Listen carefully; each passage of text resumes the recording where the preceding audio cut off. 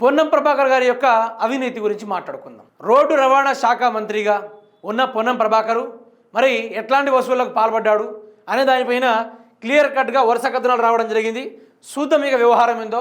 రవాణా శాఖ అంతా అవినీతిమయం, దందాలకు అడ్డాగా చెక్ పోస్టులు, ప్రైవేట్ వ్యక్తులతో వసూళ్లు, ఏసీబీ వరుస దాడులతో కలకలం, మంత్రి పొన్నంపై Revanth Reddy serious, RTA check పోస్టులు ఎత్తివేత, చెక్ పోస్టులపై ఏసీబీ మెరుపు దాడులు, ఏకకాలంలో 12 చెక్ పోస్టుల మీద రైడ్స్, మొత్తం రూపాయలు 4,18,180 నగదు సీజ్, జీఎస్టీ అమల్లోకి వచ్చాక తగ్గిపోయిన చెక్ పోస్టుల అవసరం, కేంద్రాన్ని లెక్క చేయకుండా కొనసాగింపు, కొంతకాలంగా శాఖలో అవినీతి ఆరోపణలు, అధికారులు యథేచ్ఛగా అక్రమ వసూళ్లు, చెక్ పోస్టులు రద్దు చేస్తూ సర్కారు ఆదేశాలు జారీ. అంటే ఇక్కడ ఎందుకు ఆ చెక్ పోస్టులు రద్దు చేయడం జరిగిందంటే పొన్నం ప్రభాకర్ అంతో కొంత చెక్ పోస్టులు వేసి ఎంతో కొంత లాభదాయకమైన పనులు చేస్తూ ఉంటే రేవంత్ రెడ్డి గారికి కోపం వచ్చింది. ఎందుకంటే అతనికి వాటా ఇవ్వకుండా ఏమైనా పని చేస్తే రేవంత్ రెడ్డి గారికి కోపం వస్తుంది. ఇలా చేసిన ప్రతిసారి ఎవరెవరు ఏ కార్యక్రమాలు చేస్తున్నారో వాటిపైన ఈ సిబిఐలతో నోరు ముప్పించే ప్రయత్నాలు రేవంత్ రెడ్డి చేస్తూ ఉంటాడు. ఎంత దేనివల్ల? వాటా రానందువల్ల. మరి వీళ్ళు మంత్రిగా ఉండి రోడ్డు రవాణాలో రోడ్డులు మంచిగా చేసి రవాణా శాఖలో పూర్తి స్థాయిలో తెలంగాణకు ఆర్థికాన్ని పెంచే వ్యవహారాన్ని చేయాలి, కానీ తెలంగాణ రాష్ట్ర ఆర్థికాన్ని పెంపొందించే ఆ రవాణా నుంచి అవినీతికి పాల్పడ్డారంటే గొప్పదే. మొన్నటిదాకా జీఎస్టీ తగ్గించినప్పటికీ కొంత చెక్ పోస్టులను బంద్ పెట్టారు.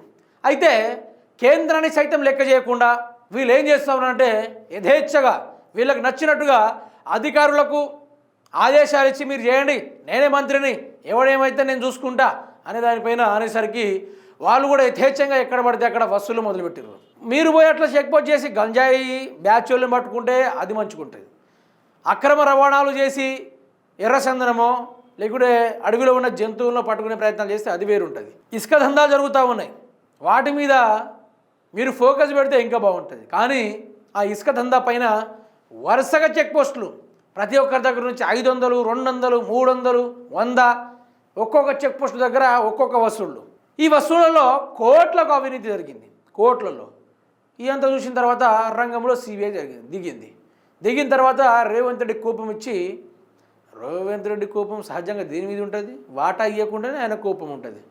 ఆయన వాటాల కోసం ఎంత దూరమైనా పోతాడు. వాటాల కోసం పనిలో సగభాగం కోసం ఆయన చేర్చుకోకుంటే ఎంత దూరమైన పోతాడు, ఎంత గొప్పనైనా ఎదిరిస్తాడు మన అనుమల ముఖ్యమంత్రి రేవంత్ రెడ్డి గారు. కుంభకోణాలకు కేర్ ఆఫ్ అడ్రస్దే కాంగ్రెస్ పార్టీ ముందుకు పోతుంది. అందుకనే అదే స్థానంలో ఏమని చెప్పారు, రేవంత్ నువ్వు దిగిపో, మీ పార్టీ వాళ్ళు మీ మంత్రులు ఈ కుంభకోణాలు ఏంది, ఈ దోచుకోవడం ఏంది అనుకుంటూ మీరు దిగిపోవడం, ఆయన మీకు దండం పెడతా అనుకుంటూ చెప్పిన వ్యవహారం అక్కడ.